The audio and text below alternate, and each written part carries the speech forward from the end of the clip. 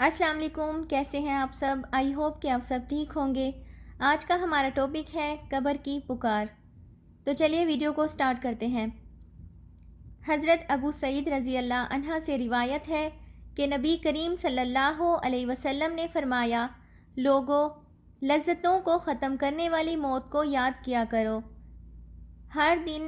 قبر ہر دن اپنے مردوں سے خطاب کرتے ہوئے اعلان کرتی ہے، میں غربت اور تنہائی کا گھر ہوں، مٹی اور کیڑوں کا گھر ہوں۔ جب مومن کو دفن کیا جاتا ہے تو قبر اس کو مرحبا کہتے خوشخبری سناتی ہے کہ میری پشت پر چلنے والوں، میں تم بڑے محبوب تھے، آج میں تیری ہو گئی اور تو میری طرف آ گیا، تو اب میرے احسان کو دیکھ لے گا۔ یہ کہہ کر قبر کشادہ ہو جاتی ہے اور جنت کا دروازہ اس کے لیے کھول دیا جاتا ہے، جہاں سے اس کو جنت کی تازہ ہوا آتی ہے۔ حضرت ابو ہریرہ رضی اللہ عنہ کا بیان ہے کہ رسول کریم صلی اللہ علیہ وسلم ایک جنازے میں شریک ہوئے۔ میں بھی آپ صلی اللہ علیہ وسلم کے ہمراہ تھا۔ آپ ایک قبر کے پاس بیٹھ گئے اور فرمایا، یہ قبر ہر دن آواز بلند کہتی ہے، اے آدم کی اولاد، تو کیوں مجھے بھول گیا؟ کیا تجھے یہ معلوم نہیں کہ میں تنہائی کا گھر، غربت کا گھر، وحشت کا گھر، کیڑے مکوڑوں کا گھر ہوں؟ میں بہت تنگ گھر ہوں، مگر اللہ پاک جس کے لیے کشادگی کا حکم فرمائے گا اس کے لیے کشادہ ہو جاؤں گی۔ اس کے بعد آپ صلی اللہ علیہ وسلم نے فرمایا، ایک قبر یا تو جنت کا چمن ہے یا پھر آگ کا ایک تندور۔ حضرت ابو حجاج رضی اللہ عنہ سے روایت ہے کہ نبی کریم صلی اللہ علیہ وسلم نے فرمایا، مردہ جب قبر میں رکھا جاتا ہے تو قبر اس کو کہتی ہے، اے ابن آدم، تو ہلاک ہو، تجھے کس چیز نے مجھ سے دھوکے میں رکھا؟ کیا تجھے معلوم نہ تھا کہ میں فتنہ، تاریکی اور کیڑے مکوڑوں کا گھر ہوں؟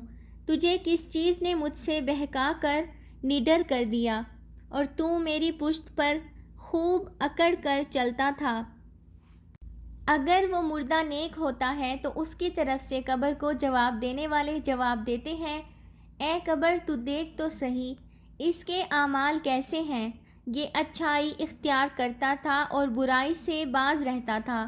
یہ سن کر قبر کہتی ہے، بے شک یہ نیک تھا، اب میں اس کے لیے سرسبز ہو جاتی ہوں۔ مردے کا جسم اس وقت منور ہو جاتا ہے اور اس کی روح اللہ سبحانہ وتعالیٰ کی طرف بھیج دی جاتی ہے۔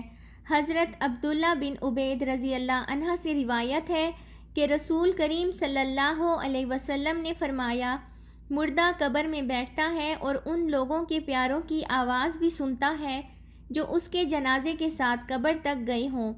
مردے سے اس کی قبر کہتی ہے، اے ابن آدم، تیری ہلاکت ہو، تو نے میری تنگی، بدبو اور کیڑے مکوڑوں کا خوف نہیں کیا، اس لیے تو نے ان چیزوں سے بچنے کے لیے تیاری نہیں کی۔ بدعمال مردے سے قبر کہتی ہے، تجھے میری تاریکی، میری وحشت، میری تنہائی اور تنگی اور میرا غم یاد نہیں رہا۔ اس کے بعد قبر اس کو جکڑ دیتی ہے، جس کے بعد اس کی پسلیوں کی ہڈیاں ایک دوسرے میں پیوست ہو جاتی ہیں۔ جبکہ نیک بندے کے لیے قبر کشادہ کر دی جاتی ہے اور اس کے دائیں طرف ایک کھڑکی کھول دی جاتی ہے جہاں سے اس کو جنت کی ہوا آتی ہے۔ اللہ سبحانہ تعالیٰ ہم سب کو قبر کے عذاب سے بچائیں اور ہم کو نیک اعمال کرنے کی توفیق عطا فرمائیں۔ آمین ثم آمین۔